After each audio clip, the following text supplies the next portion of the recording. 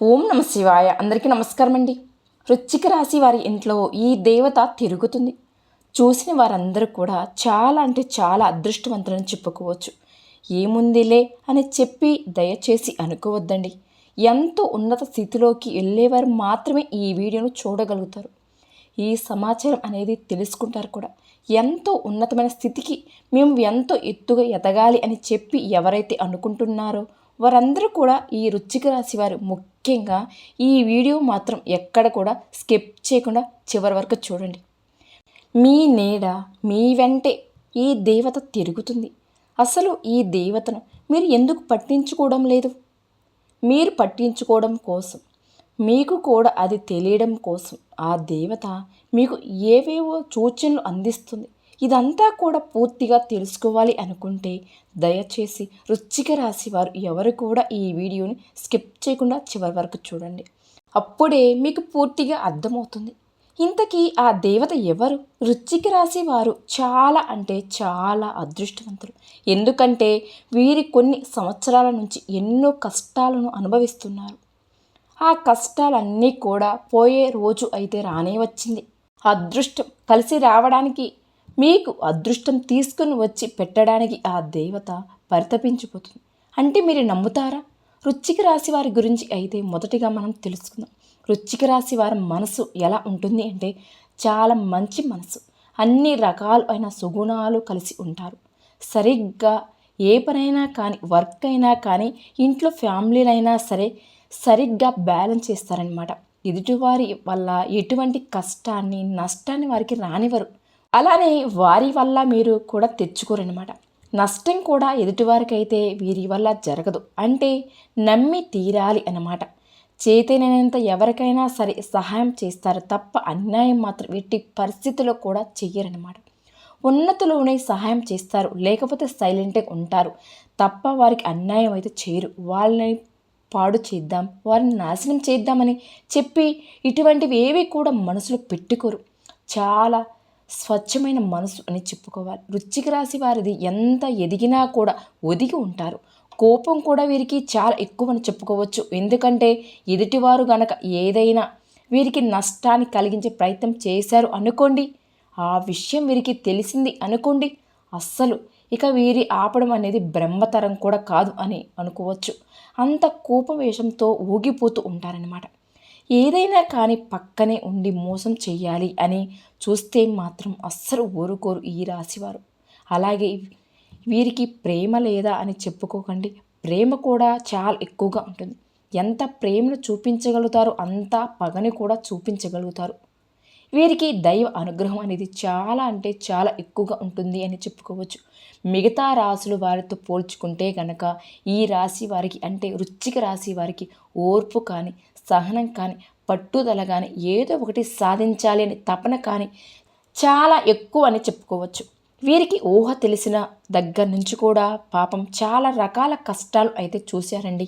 చిన్నప్పటి నుంచి కూడా ప్రతి కష్టం నుంచి కూడా ఒక్కొక్క గుణపాఠం నేర్చుకున్నారు. ప్రతి గుణపాఠాన్ని ఆధారంగా చేసుకుని ఒక్కొక్క మెట్టు జీవితంలో ఎదుగుతూ వచ్చారనమాట. వీరి యొక్క మృదు స్వభావం కానీ, వీరి యొక్క మాట తీరు కానీ ఆకర్షణీయంగా ఉంటుంది అని చెప్పుకోవచ్చు. ఎదుటివారిని ఇట్టే ఆకట్టుకునే మాట తీరు అనేది వీరి యొక్క గొప్ప లక్ష్యం అని చెప్పుకోవచ్చు. వీరు రీసెంట్గా, అంటే ఇప్పుడున్న ఈ కొత్త సంవత్సరం 2025వ సంవత్సరం వచ్చిన తర్వాత కొన్ని ప్రమాదాల నుంచి, కొన్ని కష్టాల నుంచి, కొన్ని నష్టాల నుంచి, వ్యాపారం పరంగా కానీ, లేదా వాహనం పరంగా చూసుకున్నా కానీ, వృత్తి ఉద్యోగం పరంగా చూసుకున్నా కానీ కొన్ని నష్టాలను అయితే వీరు పొందారు అని చెప్పుకోవచ్చు. ఆ నష్టం అనేది గడప దాకా వచ్చి ఇంట్లోకి రాకుండా వెళ్ళిపోయింది. దానికి కారణం ఏంటి అంటే గనక కేవలం ఈ దేవత అని చెప్పుకోవాలి. కొన్ని సందర్భాలలో అది చిన్న విషయమైనా కానివ్వండి, పెద్ద విషయమైనా కానివ్వండి, కొన్ని అసలు సంబంధం లేని విషయాలు మీకు వచ్చే కష్టాలు ఇప్పటి వరకు మీకు రాలేదు కాబట్టి సరిపోయింది.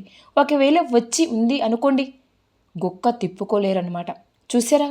అటువంటి కష్టాలు పడవలసిన వచ్చినప్పటికీ కూడా ఆ దేవత మిమ్మల్ని తప్పించి వేస్తుంది అని చెప్పి మీరు చెప్పుకోవాలన్నమాట. ఎంతో నష్టపోవాల్సిన పరిస్థితి, కానీ ఆ దేవత మిమ్మల్ని బయటికి వెళ్ళినా ఇంట్లోకి వెళ్ళినా ఎటు వెళ్ళినా కూడా మిమ్మల్ని వదలకుండా పట్టుకొని తిరుగుతుంది. ఇంతకీ ఆ దేవత ఎవరు అని అనుకుంటున్నారా? ఆ దేవత ఎవరో తెలిస్తే నిజంగా ఈ రాశి వారైతే ఆశ్చర్యపోతారండి. కంట తడి కూడా పెట్టుకుంటారు. ఎందుకు ఇలా చెప్పవలసి వస్తుందంటే, ఆ దేవత మర్చిపోయినందుకు కంటతడి పెట్టాల్సిందే. మీరు మరిచినా కానీ ఆ దేవత మిమ్మల్ని వదిలిపెట్టకుండా మీ వెంటే ఉండి మీ ఇంట్లోనే తిరుగుతూ మిమ్మల్ని కాపాడుకుంటూ కంటతడి పెట్టుకుంటున్నారనమాట. ఎందుకంటే ఆ దేవత మీ కులదేవత.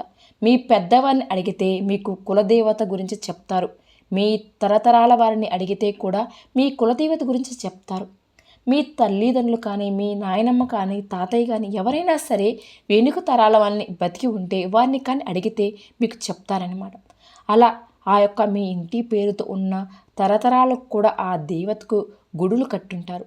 సంబరాలు చేసి ఎన్నో పూజలు చేశారు. ఆ దేవత వల్ల మీ పెద్దవారు కష్టాలు పడకుండా ప్రతి సంవత్సరం కూడా దేవతను కొలువు తీర్చుకుంటూ పండుగలు పూజలు చేసుకుంటూ ఉన్నారు. కానీ ఇప్పుడున్న ఈ బిజీ లైఫ్ స్టైల్లో అసలు ఈ దేవత అనేది ఒకటి ఉంది అనేది కూడా మర్చిపోయారు. అంటే నిజంగా ఇది చాలా అతిశయ శక్తి అన్నమాట. ఎందుకంటే ఇప్పటికైనా కానీ మీరు మర్చిపోయినా కానీ నా బిడ్డలు కష్టాలు పడకూడదు, నా బిడ్డలు బాధపడకూడదు, నా బిడ్డలకి పట్టిందల్లా బంగారంగా కావాలి, నా బిడ్డలు నన్ను మర్చిపోయినా నా తల్లి స్థానంలో నేను నా బిడ్డల్ని మర్చిపోకూడదు, నా బిడ్డని వదిలిపోకూడదు అని చెప్పి ఆ దేవుడు ఆ దేవత మీకు గుర్తు చేయడానికి తానే స్వయంగా కదిలి వచ్చింది.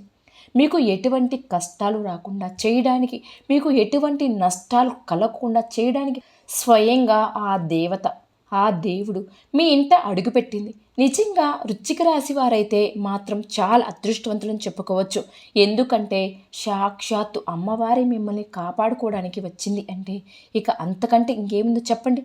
అదృష్టం ఏం కావాలి చెప్పండి. కానీ ఇప్పుడు మీరు ఆ దేవతను ఎందుకు వదిలేశారో తెలియదు, కానీ కొన్ని కారణాలు, బిజీ లైఫ్ స్టైల్, ఉద్యోగాలకు వెళ్ళడం, ఇక ఆ యొక్క బిజీ లైఫ్ స్టైల్లో ఒక దేవుడికి నమస్కరించుకుందామా అన్నా కూడా తీరిక లేని పరిస్థితిలో చాలామంది ఉన్నారు. కొంతమంది ఇతర దేశాల్లో స్థిరపడిన వారు ఎంతోమంది, అమ్మవారి పేరు కూడా తెలియని వారు చాలామంది ఉన్నారు. కాబట్టి వెంటనే కనుక్కోండి. మీ పెద్దవారికి ఫోన్ చేసైనా సరే ఆ దేవత ఎవరో అని కనుక్కోండి. ముఖ్యంగా ఆ దేవత యొక్క ఫొటోస్ అయినా కానీ, అంటే ఇతర స్టేట్లలో స్థిరపడిన వాళ్ళైనా సరే ఈ దేవత ఫొటోస్ అయినా సరే కొనుక్కొని ఇంట్లో ఆ దేవతను పెట్టుకొని పూజించుకోండి. ఏ పండుగ వచ్చినా సరే, పబ్బం వచ్చినా సరే అమ్మవారిని ధూపం దీపం నైవేద్యాలు పెట్టి ఇక మీరు ఎంత కష్టపడుతున్నా కానీ నష్టపోకుండా, అంటే ఆ దేవత మిమ్మల్ని వదిలేస్తారు కాబట్టి ఎప్పటికప్పుడు మీకు ఆ కష్టాలు రానివ్వకుండా మీకు ఏదో ఒక సూచనగా గుర్తు చేస్తుంది. కాబట్టి ఇప్పటికైనా కానీ ఆ దేవతను వదలకండి. ఒకవేళ ఆ దేవతకు గుడి లేకపోతే ఇంటి పేరు ఉన్న వాళ్ళందరూ కూడా, ఇంటి పేరున్న వాళ్ళందరూ కలిసి గుడి కట్టి పూజ చేయండి. ఇలాంటివన్నీ కూడా మీ పెద్దవాళ్ళు చేసిన వాళ్ళే కాబట్టి మీరు కూడా అమ్మవారిని కనీసం ఇంట్లో పటం పెట్టుకునిగైనా సరే పూజ చేసుకోండి. నిద్ర లేచిన మొదలు పెట్టుకునేంత వరకు ఏ పని మీద వెళ్ళినా సరే, ఏ కార్యం చేస్తున్నా సరే ఆ దేవతను స్మరించుకోండి. ఇలా చేస్తే మీరు పట్టిందల్లా బంగారం అవుతుంది. మీరు మట్టి పట్టుకున్నా కానీ అది బంగారంగా అవుతుందన్నమాట. కాబట్టి అమెరికాలో ఉన్నవారైనా సరే, ఎక్కడున్నా సరే మీ కులదేవత యొక్క పేరు తెలుసుకొని ఫస్ట్ తెలుసుకోండి. మళ్ళీ మళ్ళీ చెప్తున్నానండి. ఇక మీ జీవితంలో ఎంతో మార్పు వస్తుంది. ఈ ఫోటో మీరు పెట్టుకొని పూజలు మొదలుపెట్టిన తర్వాత మీ జీవితంలో అప్పుల సమస్యలు ఉంటే అప్పుల సమస్యలన్నీ కూడా తొలగిపోతాయి. చాలామందికి కూడా పితృ రుణాలు ఉంటాయి, పితృదోషాలు ఉంటాయి, వెనకటి తరాల నుంచి ఉన్న శాపాలు ఉంటాయి, పెద్దల శాపాలు కూడా ఉంటాయి, డబ్బుకు సంబంధించిన సమస్యలు కూడా ఉంటాయి. అవన్నీ కూడా మీరు ఎప్పుడైతే ఈ అమ్మవారికి మీ కులదేవతకు పూజ చేయడం మొదలు పెడతారో అప్పటి నుంచి ఆ సమస్యలన్నీ పోతాయన్నమాట. కాబట్టి ఆ దేవతని ఎప్పుడు కూడా మా బంగారం అని చెప్పుకోవాలి. ఆ బంగారాన్ని మాత్రం వదలకండి.